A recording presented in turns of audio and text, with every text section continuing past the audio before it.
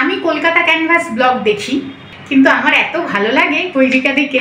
Thank you পৌলমীকেও, কেননা গৈরিকাদি হচ্ছে গিয়ে সুন্দর অনুষ্ঠানটা ওনার ব্লগে না শুরু করলে পৌলমী লিখে পাঠাতেও না।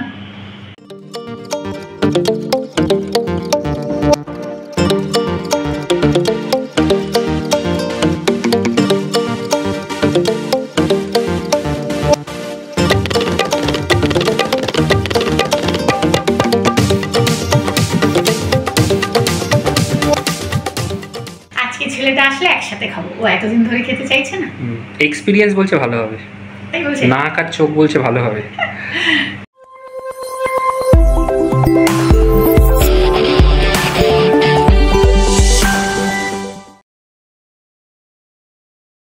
ভেরি গুড মর্নিং সকলকে, ওয়েলকাম ব্যাক টু গানে আড্ডায়। আশা করি সকলেই একেবারে সুস্থ আছে। বলতে বলতে এগোচ্ছ কেন তুমি? এগোচ্ছি, দেখাবো। আচ্ছা আচ্ছা। তো আজকে কিন্তু স্পন্দনের পরীক্ষা শেষ হয়ে যাচ্ছে। হ্যাঁ, আর আজকে জানো তো আমাদের সকাল সকাল হোয়াটসঅ্যাপে মেসেজ এসছে জল আসবে না। সকালবেলা 10টা অবধি ছিল না গো, 10টা অবধি ছিল, তারপর চলে গেছে, আবার আসবে 6টার পর।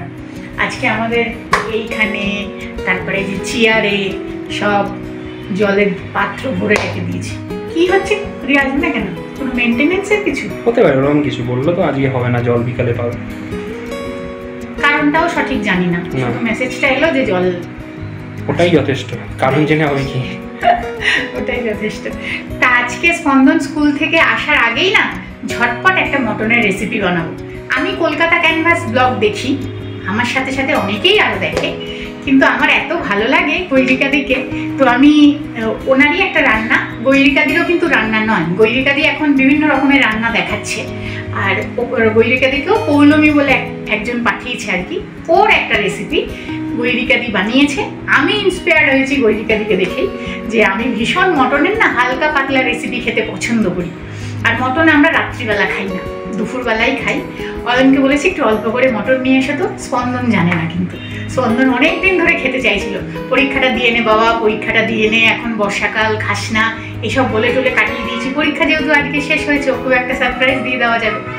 চলো দেখে নিই কি কি লাগছে। একদম নির্ঝঞ্ঝাট রান্না। মটন মানেই ভয় পাওয়ার কিছু নেই যে অনেকক্ষণ লাগবে, অনেকক্ষণ ধরে কষতে হবে, তা নয় কিন্তু। চলো চটপট বানিয়ে।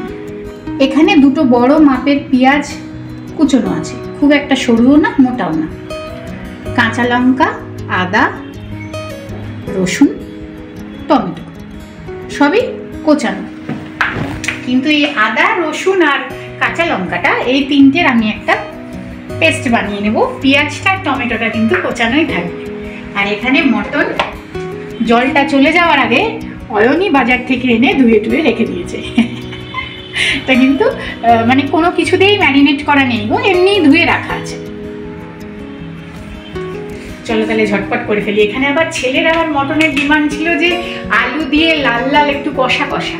তো আমি ভাবছি এখান থেকে কয়েক টুকরো আজকে একটু করবো, আর কয়েক টুকরো ওর যেটা খেতে চেয়েছে ওর জন্য সরিয়ে রেখে দেবো, আরেকদিন দুপুরবেলা আমাদের হয়ে যাবে। হ্যাঁ হ্যাঁ, একদম একদম। নালে আবার বলবো ওইটা হবে না, লাল লাল ঝোলটা। এটাই না একটু গরম সর্ষের তেল লাগবে। তো আমি তেলটা আগে গরম করে নিচ্ছি, আর একটু গরম জলও করে রেখে দিচ্ছি। আদা, রসুন আর কাঁচা লঙ্কা দিয়ে পেস্টটা তৈরি করে নিই। জলটা গরম হতে হতে, ঝালটা যে যতটা খাবে সেইভাবে ব্যবহার করলেই হবে। আদাটাও দিয়ে দিলাম। এখানে কিন্তু কুকারটা এমনি একটু গরম করে নিয়েছি। এবারে দিয়ে দেবো মটনের টুকরোগুলো।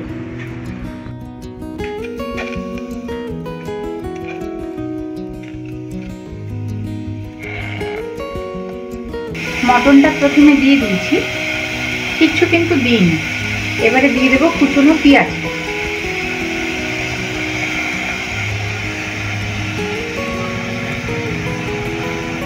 এখানে ওই আদা, রসুন, কাঁচা লঙ্কার যে পেস্টটা করে রেখেছি সেটা দিয়ে দেবো, তবে সবটা দেবো না, অর্ধেকটা এটাই দেবো, আর বাদ বাকিটা দিয়ে বাকি মাংসটা ম্যারিনেট করে নেবো। খানিকটা টমেটো এখনই দিয়ে দেবো।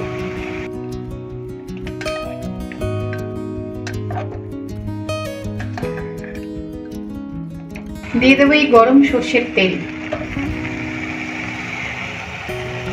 তার সাথে দেবো পরিমাণ মতো লবণ।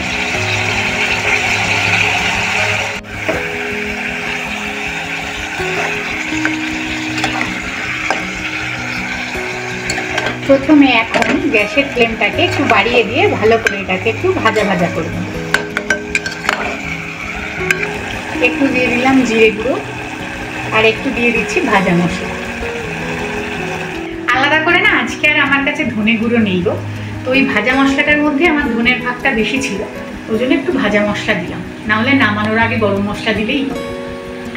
আর কোনো রকম হলুদ দেবো না, কিন্তু ঝালও হবে কাঁচা লঙ্কার ঝালে।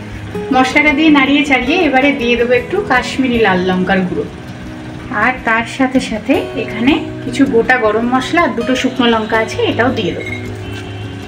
তবে রান্নাটাতে কিন্তু হলুদ দেবো না, রান্নাটা কিন্তু আলু ছাড়া আর হলুদ ছাড়া হচ্ছে। মানে মাটন আমরা আলু দিয়ে খেতেই বেশি পছন্দ করি, কিন্তু যেহেতু আজকে সেই রান্নাটাই বানাচ্ছি ওই জন্য আলুটা দিলাম না।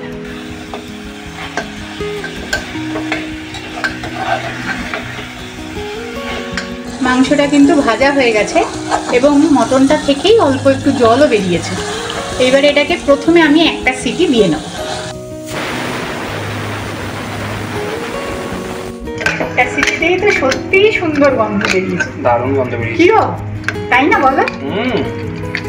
এরপরে আমি এখানে 2 চামচ মতো টক দই ফেটিয়ে রেখেছি, সেটা দিয়ে দেবো। তার সাথে সাথে ওই অর্ধেক টমেটো কুচিটাও এখন দেব। এবারে ভালো করে একটু কষিয়ে নেব।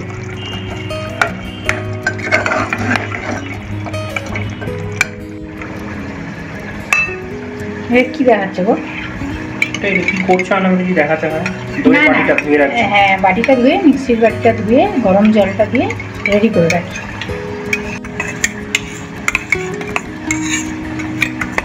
মাংসটা কিন্তু সুন্দরভাবে কষে গেছে, ওপর থেকে তেলটাও রিলিজ করে দিয়েছি অনেকটা।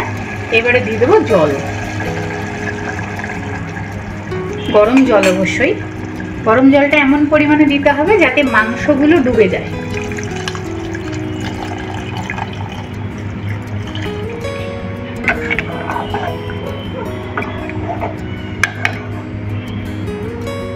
জল যেহেতু দিয়েছি আরেকটু দিয়ে দিলাম লবণ। আমি কিন্তু স্বাদের ব্যালেন্সের জন্য দিচ্ছি একটু মিষ্টি, এটা কিন্তু রান্নাটায় দেখানো ছিল না। একটু মিষ্টি না দিলে না আমার ঠিক যেন মনে হয় স্বাদটা ঠিকঠাক আসছে না, তো আমি একটু দিয়েছি। স্কিপ করতে পারো তোমরা, কোনো অসুবিধা নেই। ব্যাস এবার হয়ে গেল। হ্যাঁ, এবার চাপা দিয়ে মানে প্রেসার কুকারটাকে বন্ধ করে দিয়ে 4-5টা সিটি দিয়ে নেবো, যার যেটুকু প্রয়োজন। আমার তো 4-5টা লাগবেই। আর গৈরিকাদির মাংসের রঙটা না একটু সাদা সাদা হয়েছিল, মাংসের পরিমাণটা অনেক বেশি ছিল। আমি তো আবার কিছুটা সরিয়ে রাখলাম, তা আমার মনে হয় সেই অনুযায়ী লঙ্কার গুঁড়োটা একটু বেশি পড়ে গেছে, ওই জন্য দেখতে একটু লালচে লালচে লাগছে। ওটা বেশ সুন্দর সাদা হয়েছিল, স্মেলটা দারুণ বেরোচ্ছে। হ্যাঁ, দারুণ বেরোচ্ছে। এইবারে ঢাকনা লাগিয়ে 4-5টা সিটি দিয়ে দেবো।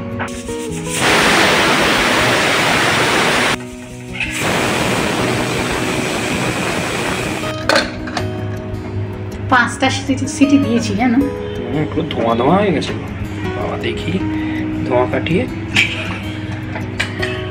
ধোঁয়া কাটিয়ে দেখেছো? বোঝা যাচ্ছে না। এবার আস্তে আস্তে কাটছে ধোঁয়া। ধোঁয়া কেটেছে, ধোঁয়া কেটে মটন দেখা যাচ্ছে। দেখতে তো খুব সুন্দর হয়েছে গো, গন্ধটাও অপূর্ব সুন্দর বেরিয়েছে গো। দেখতে তো আমার ভীষণ ভালো লেগেছে, কিন্তু আমি চেষ্টা করছিলাম গৈরিকাদির মতো সাদা সাদা করতে, বাট হলো না। লঙ্কার গুঁড়ো একটু হয়তো বেশি পড়ে গেছে আমার। ঠিক আছে, সিদ্ধ হয়েছে। দেখে নাও, হয়ে গেছে সিদ্ধ। সাবধানে কিন্তু, বিশাল গরম। হ্যাঁ, ওহ লাভলি, কাজ করে বেরিয়ে গেল ওটা। হ্যাঁ, এই যে ছেড়ে যাচ্ছে। খুব গরম তো ধরা যাচ্ছে না। তাহলে কি রেসিপি রেডি? রেডি, এই যে ভেঙে যাচ্ছে। খুব তাড়াতাড়ি হয়েও গেল। Thank you গৈরিকাদি। মটন হলেই আমাদের মতন জেনারেশনের কাছে যেটা হয়, বাবা অনেকক্ষণ সময় লাগবে রান্না করতে, সেটা তো একদমই লাগলো না। এবং অল্প মশলায়। থ্যাংক ইউ পৌলমীকেও, কেননা গৈরিকাদি হচ্ছে গিয়ে সুন্দর অনুষ্ঠানটা ওনার ব্লগে না শুরু করলে পৌলমী লিখে পাঠাতেও না। দুজনকে অনেক অনেক ধন্যবাদ। আমার মতন এরকম যারা ওটা দেখে বানাবে তারা তারা নতুন জিনিস শিখবেই বল। একদম একদম। আর মানুষের থেকে শিখতে তো কোনো অসুবিধা নেই, শেখা সব ধরনের বয়সের মানুষের থেকে যেতেই পারে। এবার কি বেড়ে নেবে? হ্যাঁ এবার বেড়ে ফেলি। তবে আজকে কিন্তু চেখে দেখবো না, রিভিউ তোমাদের পরের দিন জানাবো যে মটনটা কেমন খেলাম। ভালো হবে? আজকে ছেলেটা আসলে একসাথে খাবো, ও এতদিন ধরে খেতে চাইছে না। এক্সপিরিয়েন্স বলছে ভালো হবে, তাই বলছে নাক আর চোখ বলছে ভালো হবে। চলো বেড়ে ফেলি।